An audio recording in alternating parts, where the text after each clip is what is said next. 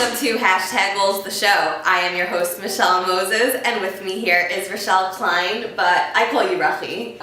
You can follow Rochie at Beautiful Established 2017 on Instagram, and that is where your blog posts and words of inspiration are.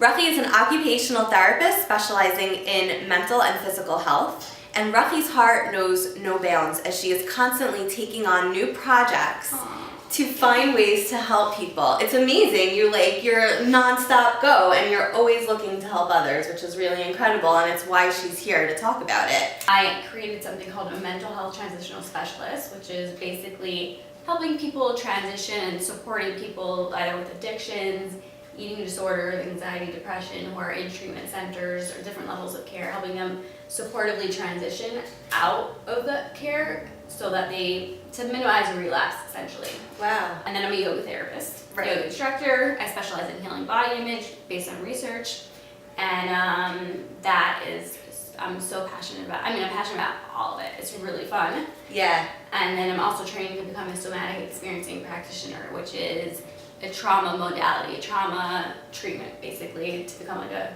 trauma specialized therapist.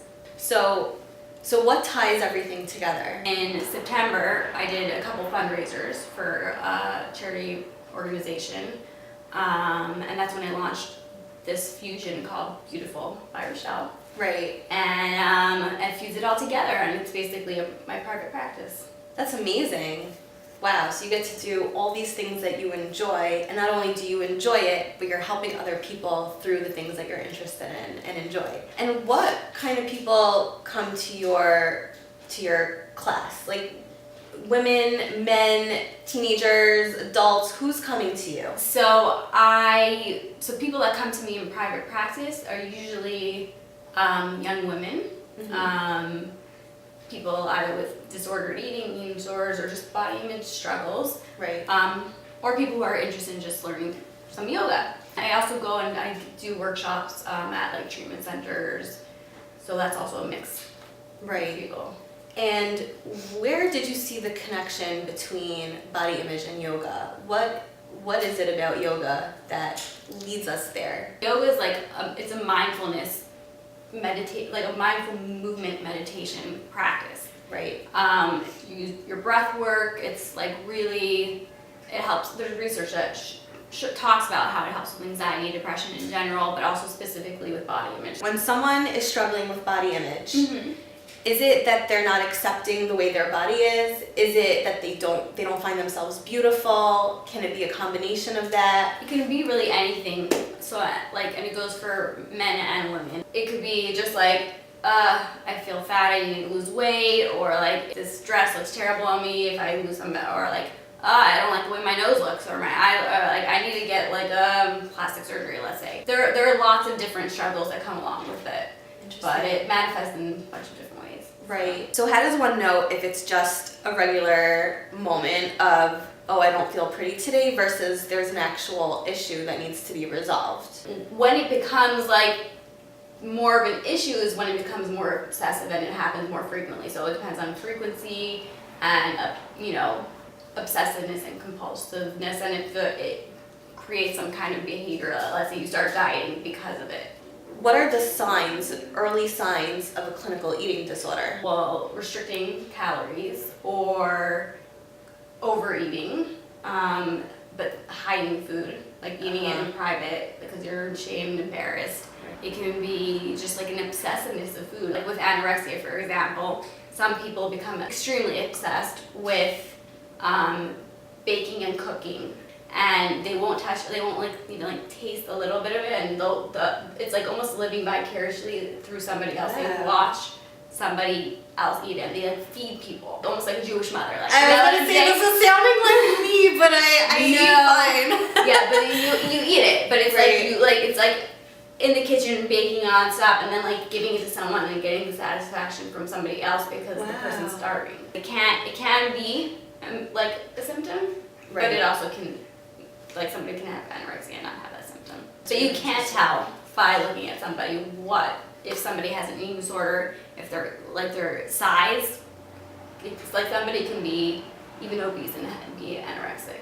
Wow. So you really can't tell. Clear. Hopefully family and friends notice signs and symptoms and like their behaviors. Is really like a behavioral and mental thing. It's a mental illness. There are so many new illnesses being researched and discovered, and there are so many times where it's almost too late. Someone's in trouble and all the cries for help are there, but they weren't diagnosed early on enough.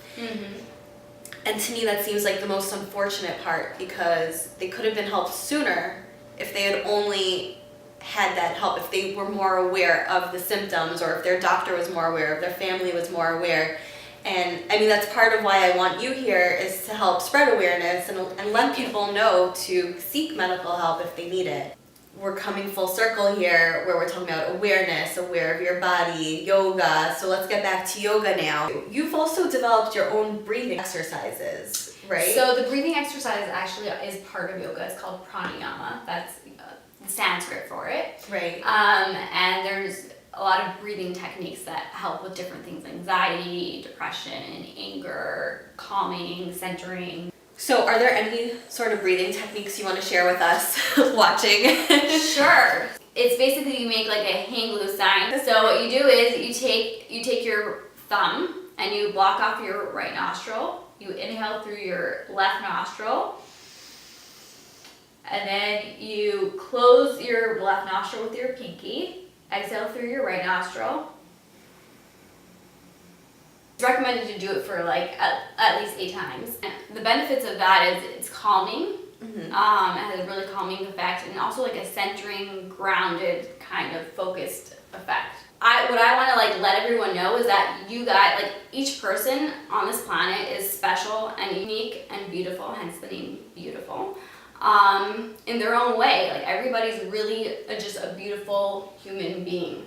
And amen to that. And like some people are like, oh, I just wish I could be like this. No, you don't try to be like anyone else. So some things that I actually do with my clients is interpretive dance. That's like usually later on, and it can be like really silly, really fun, just like moving your body in a way that your body wants to move and having fun with it. So how does this help your clients? It helps them get in touch with their body and like kind of get in touch with, instead of like, let's say when you go to the gym, you like your brain is telling your body what to do. This is more like following your body's instinct.